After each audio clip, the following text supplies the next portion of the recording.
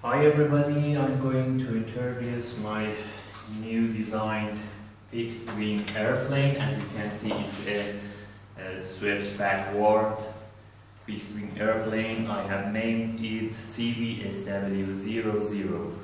The specifications of this plane are the span of the wing is about 205 centimeters, the length is about 1 meter and 25 centimeters. The maximum takeoff weight is about, I think it can handle 3 kilograms, and it launches from a catapult and recovers from flight by parachute.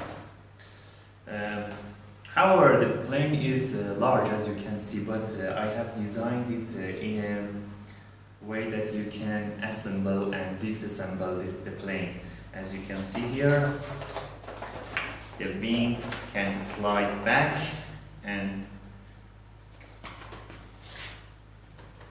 out of the rail, and the other wing, as you can see, very easily. I haven't done the wiring yet, and here the horizontal stabilizer is also detachable, as you can see. Well, as I said, we have a partition here which handles the catapult, and this is the gate of the parachute. The compartment is in the rear part of the body, and anything else. That's all.